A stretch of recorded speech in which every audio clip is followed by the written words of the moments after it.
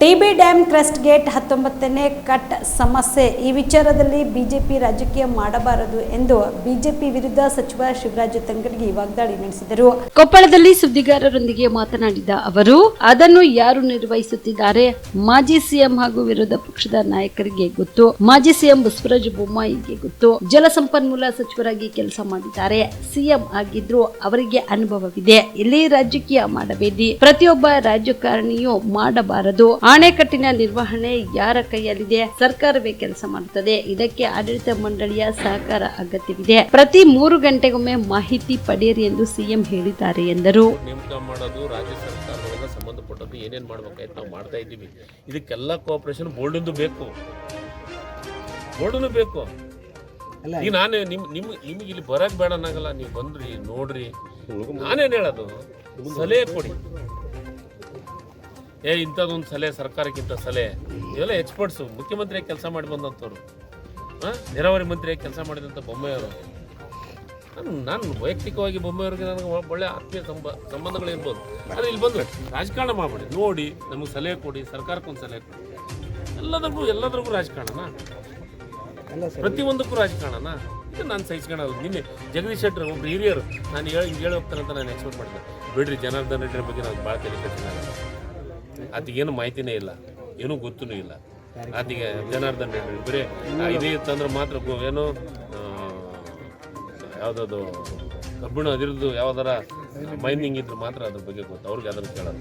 ಈ ನೀರಾವರಿ ಬಗ್ಗೆ ಅವ್ರಿಗೆ ಏನು ಗೊತ್ತೈತೆ, ಡ್ಯಾಮಿನ ಬಗ್ಗೆ ಏನು ಗೊತ್ತೈತೆ? ಸುಮಾಗ ಬಂದರು, ಮಾತಾಡಿದ್ರು, ಹೋದ್ರು.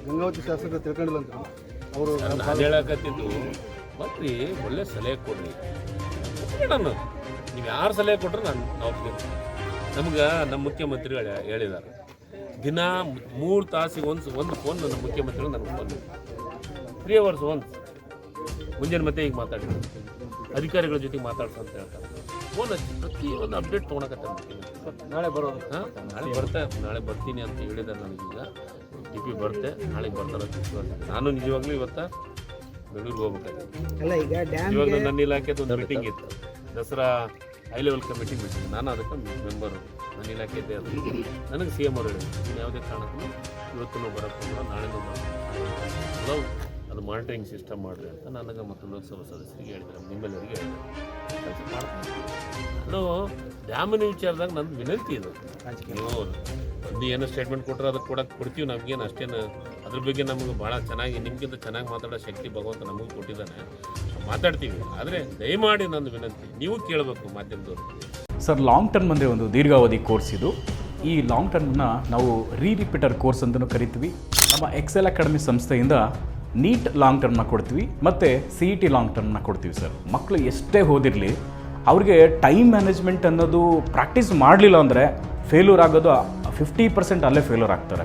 ನೀಟಲ್ಲಿ ರ್ಯಾಂಕ್ ಬರೋದು ಮತ್ತು CETಲಿ ರ್ಯಾಂಕ್ ಬರೋದು 100% ಗ್ಯಾರಂಟಿ ಆಗ್ತದೆ. ಅದಕ್ಕೆ ನಮ್ಮ ಒಂದು ಎಕ್ಸೆಲ್ ಸಂಸ್ಥೆಯಿಂದ ಈ ಒಂದು ಕಾನ್ಸೆಪ್ಟ್ನ ಹೇಳ್ಕೊಟ್ಟು ಮಕ್ಕಳಿಗೆ ಹೈಯೆಸ್ಟ್ ಸ್ಕೋರ್ ತೆಗ್ತಾ ಬರ್ತಾ ಇದ್ದೀವಿ. ಸರ್, ನಮ್ಮ ಎಕ್ಸೆಲ್ ಅಕಾಡೆಮಿ ಸಂಸ್ಥೆಯಲ್ಲಿ ಮಾತ್ರನೇ ಒಂದು ಡೈಲಿ ಟೆಸ್ಟ್ ಕಂಡಕ್ಟ್ ಮಾಡೋದು. ಪ್ರತಿ ಸರಿ ಪೇರೆಂಟ್ಸ್ ಹತ್ರ ಮಾತಾಡ್ಬೇಕಾದ್ರೆ ಸೀಟ್ ತಗೊಂಡ್ ಬರ್ತೀವಿ ಕನ್ಫರ್ಮ್ ಆಗಿ ಅನ್ನೋದೇ ಲಾಸ್ಟ್ ಅಥವಾ ಫಸ್ಟ್ ಡೈಲಾಗ್ ಆಗಿರುತ್ತೆ. ಅಷ್ಟೊಂದು ಇನ್ಕ್ರೀಸ್ ಆಗಿದೆ 2 weeks ಅಲ್ಲಿ.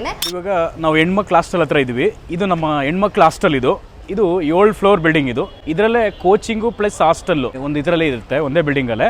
ಇದು ಒಳಗಡೆ ಡೈನಿಂಗ್ ಹಾಲು ಮತ್ತು ಅಕಾಮಿಡೇಷನ್ನು ಎಲ್ಲ ಕ್ಲಾಸ್ ರೂಮ್ ಎಲ್ಲ ಇದರಲ್ಲೇ ಪ್ರೊವೈಡ್ ಮಾಡಿರ್ತೀವಿ. ನಾವು ರೂಮಲ್ಲಿ 4 ಜನ ಇರೋ ಥರ ನಾವು ಅರೇಂಜ್ ಮಾಡಿರ್ತೀವಿ. ಅವ್ರ ಕಬೋರ್ಡು ಕೂಡ ಅವ್ರಿಗೆ ನಾವು ಪ್ರೊವೈಡ್ ಮಾಡಿರ್ತೀವಿ ಅವ್ರಿಗೆ. ಸೊ ಹೈಜೆನಿಕ್ ಮೇಂಟೈನ್ ಮಾಡಿರ್ತೀವಿ.